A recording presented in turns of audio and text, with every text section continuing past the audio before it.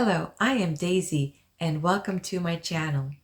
You are in my How to Learn Tarot playlist, where in today's video I am going to give a quick overview on the Minor Arcana Court, the Knights. I've already done several videos on the Major Arcana, and so please do check them out. And there is also a video on the pages. So one thing that while the pages are showing either a young person or a youthful and joyful attitude about a new situation that's approaching in your life, the Knights, on the other hand, are ushering action. They're promoting forward movement into this new situation. So it's interesting that we have the four suits: the wands, the swords, the pentacles, and the cups, and each one is as if it's its own kingdom. Each one has a mighty king to rule their kingdom, with a beautiful queen by their side, followed by a valiant knight to protect the kingdom, and a page, a young page, to help the king with his errands and whatnots that kings normally need help with. So in today, as we look at this, the knights represent fire, while the pages were representing earth. The knights represent fire. So as I mentioned before, fire plus their suits. So you could have the fire of fire. And when we mention this, when you have these two elements, you've double that energy. You double these attributes that are being revealed in the card at that reading. Then you have fire of air, the fire of water, the fire of earth. And we'll go in through that in a little bit. So at this moment, let's go ahead and let's get started with the Knight of Wands. The Knights represent inspiration and spirituality. And the zodiac that it's mostly predominant, while it is a fire sign, and we have the Leos and Aries here, the predominant energy here is of the Sagittarian energy. And the time period is during the period of November through December. When the Knight of Wands shows up in a reading, this is talking about that action and enthusiasm and positive energy to move forward in whatever these plans are showing up at that moment. It is definitely ushering forward motion and adventure. It is interesting that in the Bible, in Revelation, there are 4 horses mentioned. Just wanted to bring this up as a side note, even though in this particular deck, this horse is not as red as it is depicted in the standard Rider-Waite deck. In the book of Revelation, they talk about the red horse. They talk about the white horse. They talk about the pale horse. And they talk about the black horse. And each one of those, as they were opening up the seals, was referring to some serious action. These were called on to be involved in action.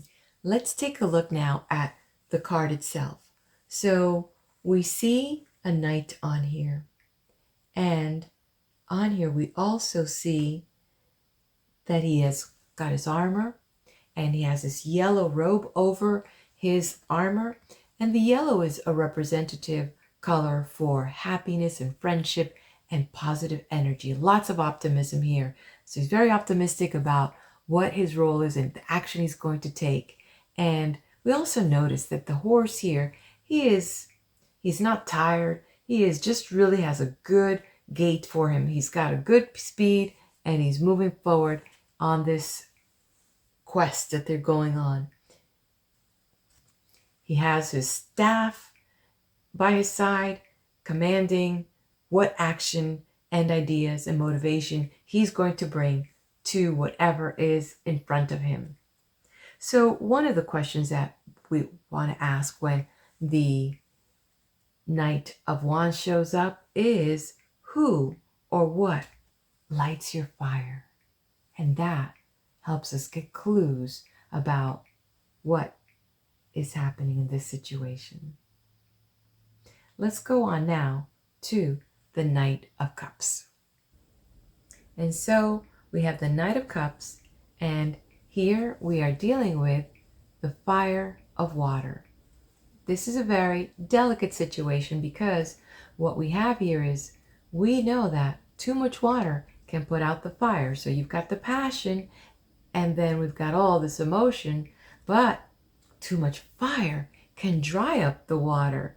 So there's got to be some respect with these elements here so that they can work together and be in this energy here. So a little tricky here at the same time, but great combination when in check and when have that mutual respect here. So because we're in the cups, this represented by water, and the zodiacs here are predominantly Pisces with also Cancer and Scorpio, and that time season would be between February and March.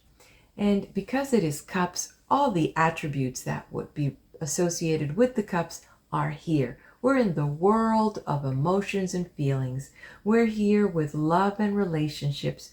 We're here on all these things that we want to take action about, being fulfilled emotionally and being inspired, and all this thing with romance and honor that's associated with cups. So a very, very sensitive and sensual Knight that we have here. So the question that you would like to pose when we have the Knight of Cups showing up is, who or what captures your heart? Okay, now let's take a look at the next Knight, which is the Knight of Swords. All right. So what we have here is the fire of air. So one of the things that we want to look at here is, well, this is a very delicate situation because fire needs air to survive, but too much of it will make the flames rage out of control. That fire is able to heat up the air and causes things to rise. One thing I can tell you is that the air provides concept and ideas for the fire sign to take action.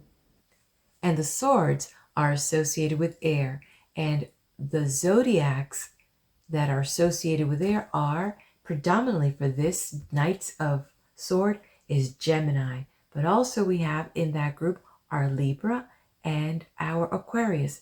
But the time period here will be through May and June. Now, what we can talk about, the attributes of the Knight of Swords are intellect and communication, anything that has to do with the mind, mental, and learning. So definitely charging forward with ideas, with projects and plans. That's what this Knight will urge you to do, to urge your seeker to do. And so the question that we ask when the Knight of Swords shows up is, who or what is calculating, or who or what is shrewd in executing mental control over you? Or are you shrewd about the thoughts and plans that you are setting forth? All right, let's take a look at the Knight of Pentacles. All right, so here we have fire of earth. Okay, so also another interesting situation, because what we have here is the fire can set the earth ablaze with its passion and its intensity, whereas the earth can provide discipline and order for the fire to do what it needs to do. But you know what? Earth can put out a fire, while at the same time, fire can burn out of control and just scorch the earth out of all its nutrition and energy and vitality. So that's one thing that we've got to have in play when we have the fire of earth working together in this Knight of Pentacles.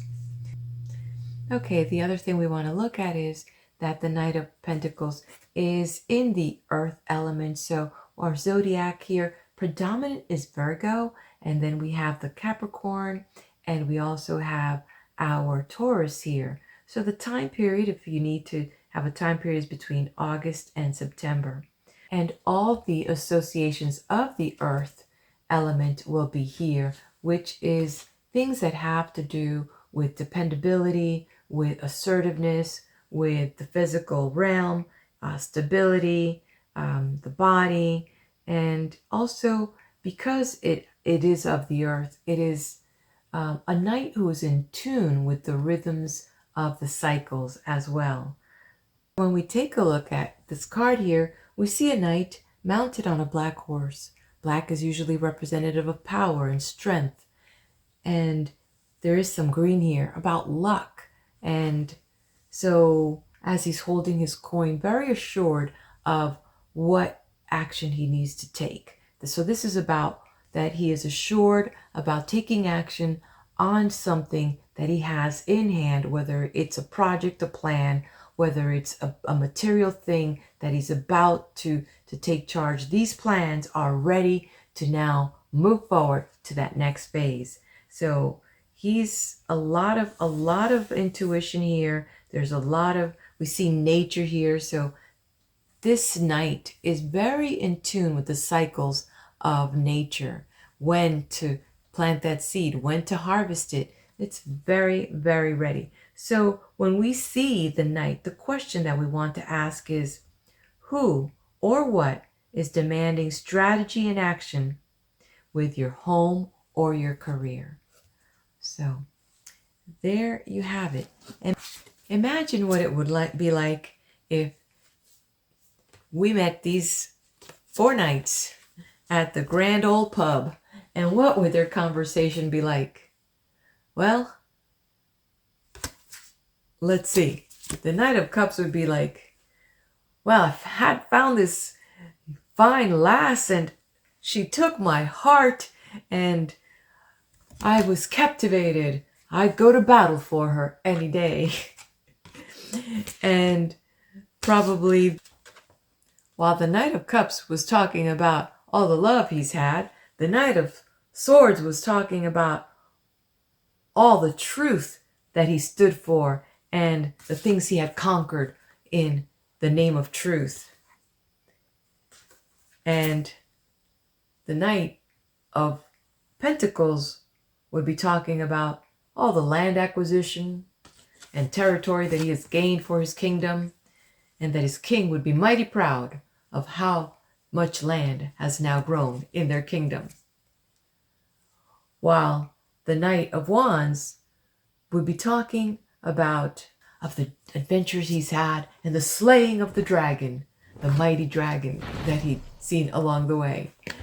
Definitely, it would be an interesting conversation as these fine knights of their kingdoms would drinking up a second round of ale. All right, my friends, thank you for joining me. I hope that you have found this to be delightful and informative. And this concludes our overview on the knights. If you haven't done so yet, please hit the like button, leave a comment, and subscribe to my channel. And do tune in to the next upcoming video so we can learn more about the queens and our mighty king.